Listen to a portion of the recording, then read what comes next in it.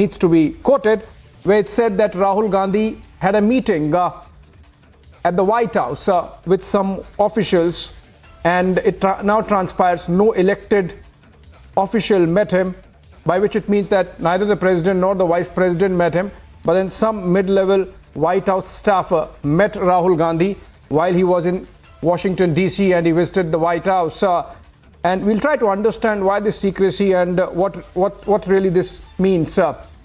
Joining us, I'm told we have George Kurian, political strategist, live from Pune. He would be giving the Congress view. And we have Anang Mittal joining us live from Washington, D.C. He's a political analyst as well. Let's try to understand from the Congress side first. George Kurian, if Rahul Gandhi really met someone in the White House, he visited the White House, why not an open statement? Why not keep it open and not so secret? Well, a very good evening to your viewers. I believe Rahul Gandhi's visit to the US was in public domain for everyone to see and hear, be it the California, the Bay Area, be it the press club interview that he gave and met the Indian community and the diaspora in the US. So I strongly believe that there was no secrecy about his visit. It was very much declared. It was in public domain as well, and it's all about just giving the view and a perspective about India and the progress about India and its democracy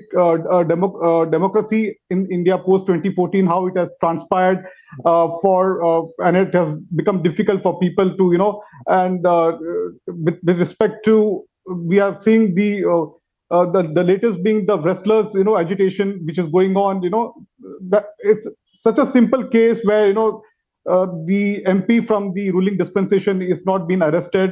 So these are the things which matter to the Congress party, because Congress party is a secular party and it looks after the interest of the entire nation. And so these are the concern areas.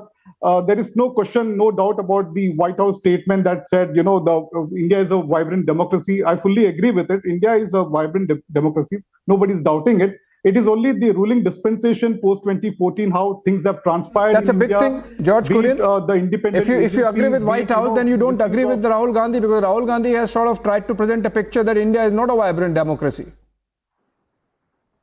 India is a vibrant democracy. The structure of India, it's only the ruling dispensation, to be very particular, the Bharatiya Janata Party and the RSA and the Saffron Brigade is making it difficult to make it a vibrant democracy, because that's why I gave you the example of the wrestlers who are agitating. It's more than a month. So this is the state of affairs in India at this point in time. Okay, you are saying BJP is not democratic, which has a system of getting leaders which are not belonging to one particular party or dynasty, but Congress is democratic. India, of course, is democratic. Okay, let's take this to Anang Mittal. He's joining us from Washington, D.C. Anang, can you tell us the view from D.C.? What really transpired? Did the meeting happen? If yes, who exactly met Rahul Gandhi? Are you hearing something down there around the White House? Thank you for along the Potomac? Yes. So what I've read so far is that he met with one of the undersecretaries of state, and that's quite normal, to be honest. If it was a formal meeting with photographs and press releases, that would be seen as an endorsement of Mr. Gandhi. So these meetings are actually quite normal. I know some people were saying this is a secret meeting. These are informal meetings. The State Department does engagement with political communities around the country, around the globe. So they meet with opposition leaders from almost every country, that they have engagement with. So I think in that sense, it was. If it's a normal meeting, why keep it under wraps? Why keep it under wraps? Why not a statement from the White House? Why not a statement from the Congress party? Why can't there be certain openness about it? As if it was endorsing Rahul Gandhi, especially given that Prime Minister Modi is visiting next week. So I think in that sense, it was kept very informal. These things happen. So look, I served on Capitol Hill. Opposition leaders come all the time. They present their views. They're given, 5-10 minutes, maybe 15 minutes, maybe longer for Rahul Gandhi. I don't know. But this is very, very fact of the matter. And I don't think it should be overblown. either in America or in India by people. These things happen all the time. Mr. Gandhi is, presenting his view. He's presenting the Congress Party's view. I think that's totally normal. I don't think it should be given any more importance than it has been. All right, we are just focusing on the secrecy part, but I'm told Mr. Gopal Krishna Agarwal, national spokesperson of the BJP, joining us live from Delhi. Very good evening, Mr. Agarwal. While the Congress is silent, the White House is not making a statement. It's a little surprising that even the BJP did not pick it up. Even the BJP sort of did not make an issue of it. You think it's okay, normal, Rahul Gandhi goes and meets somebody in White House? It has become a regular practice of Rahul Gandhi that he at a foreign countries soil, he is making anti-India tirade. He is building anti-India narrative. He is undermining India's institutions. He is undermining Indian democracy.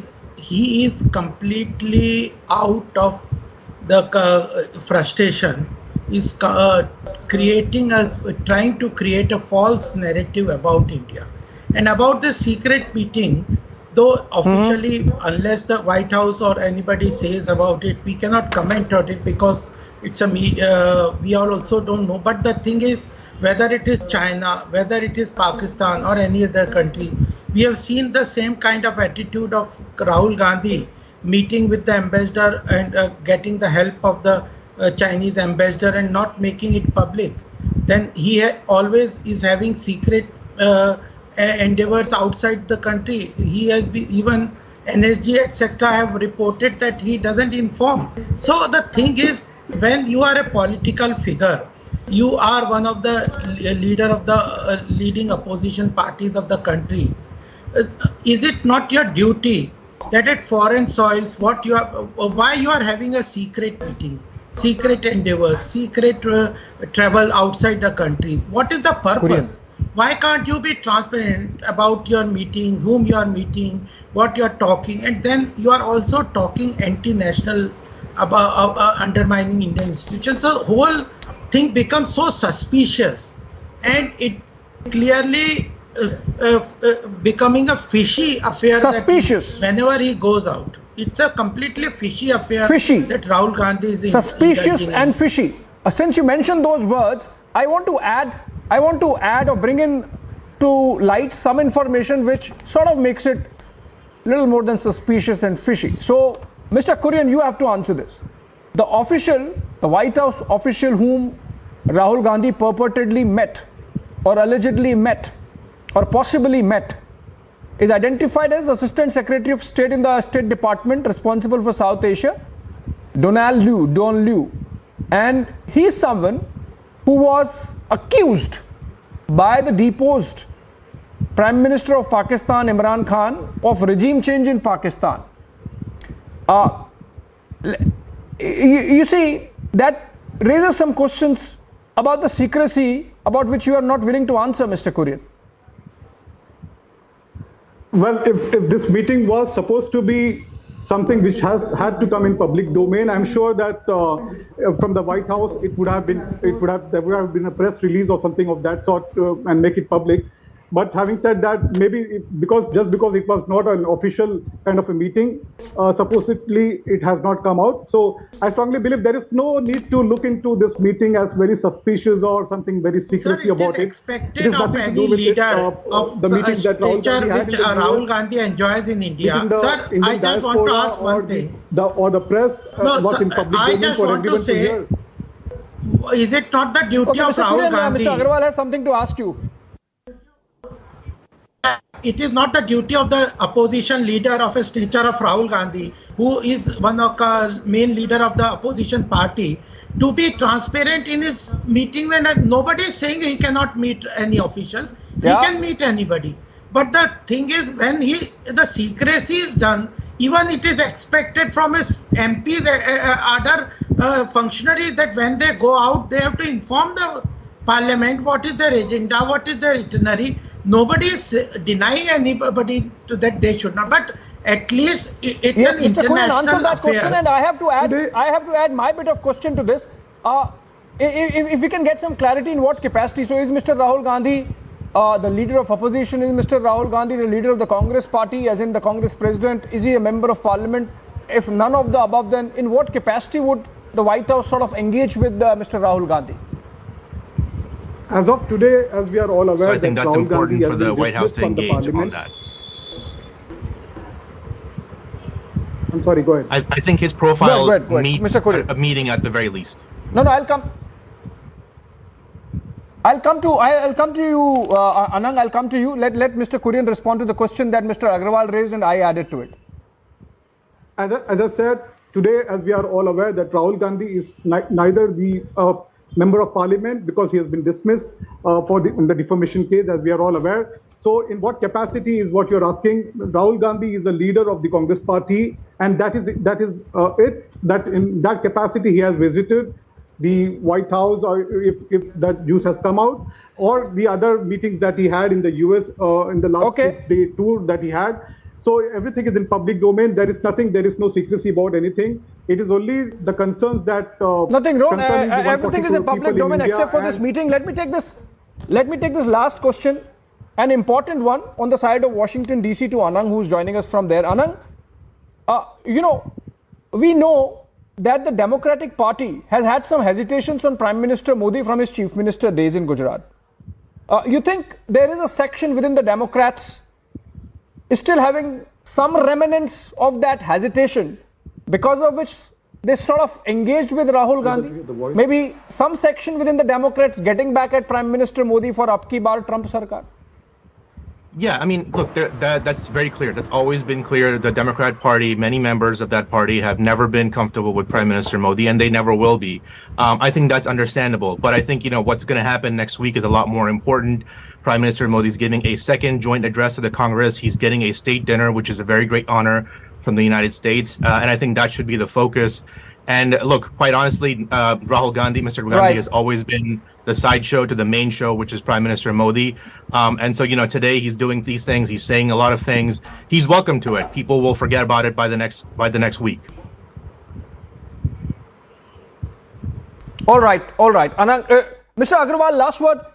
You think the BJP sort of kept silent, or the government did not react because Anang says it's sideshow, and also because as a build-up to Prime Minister Modi's state visit later this month, you don't want to sort of escalate on this? So that's the most important point, that any visit of the leader or anybody at this crucial moment should have been transparent. Why? Because the India-US relations are very important, and this juncture, the Prime Minister visit is going to be there. At the same time, the Rahul Gandhi first in his sojourn at the US has been undermining Indian democracy, undermining the Prime Minister, undermining other institutions, etc. And this time he should be more careful. Doesn't he want the India's interest to be supreme over his party interest? That is the question that is there. When the BJP is so much restraint on these issues, that is the way that we think about nation first. And Rahul Gandhi thinks about personal first, Rahul Gandhi first, and party first, then the country's interest comes second. This is very serious thing. But BJP always has been restrained on this. This is a crucial point. It's a very important juncture when everything what anybody utters, even we are also said that don't talk on any issues which may complicate on the foreign affairs. We have to be those who are allowed to speak. They should go, because they have to be proper briefing. They have to understand what are the repercussions. So, but the Rahul there has Gandhi to be proper so briefing. immature. But then it seems even you have for matters of tactical advantage sort of chosen not to raise the temperatures on this. But then there are some. Despite the shroud of mystery, there are some questions which would be interesting if answers to those questions came to. For example, who sought the appointment? Was the appointment sought from the side of Congress party or Mr. Rahul Gandhi, or the White House initiated it? Number one. Number two, when the meeting happened, did the White House sort of fact check Mr. Rahul Gandhi on their position on democracy or vis-a-vis India? The kind of statement that had come from the State Department that they see India as a vibrant democracy, and a visit to Delhi makes it clear. Was Mr. Rahul Gandhi fact check on that? Also, in the meeting, did Rahul Gandhi present the Karnataka results as a model of democracy, because that's how governments change in India with elections, and that's what democracy is about. All those interesting questions, perhaps at some stage we would know answers to. On that note, thank you so much, Mr. Gopal Agrawal, Anand Mittal joining us from Washington, D.C., and Mr. George Kurian joining us from Pune, giving us the Congress view. Thank you so much for joining us. Short break on the other side. Arnab Goswami is back with the debate.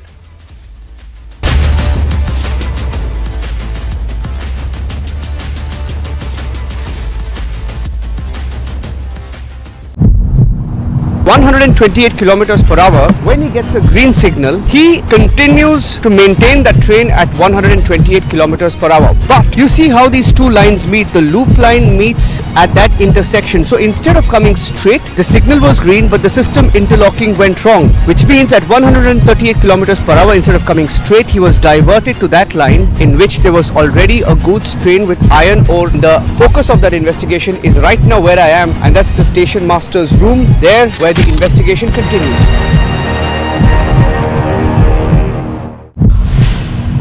What we've essentially tried to do here is get you a sense of how this entire system basically operates, right from this particular machine that we showed you with regards to whether the train is online, the line has been closed, or the line has been cleared or not. There are multiple questions that one will have to answer right now in terms of whether at all there has been some sort of a system failure, whether at all there have been some changes that have been made. But if you've heard it from the officers here who've been handling this, they say that it's almost next to impossible that when there is already a train that is there on one line, changing it and bringing the other train to the same very track is extremely difficult. How, why, and where the accident happened. We are at the tracks. All the bogies that derailed have been cleared here. This is the loop line, and this is where the goods train was parked on the other side. And the train which was supposed to pass through the main line went into the loop line, and that's what the railway minister is saying, that the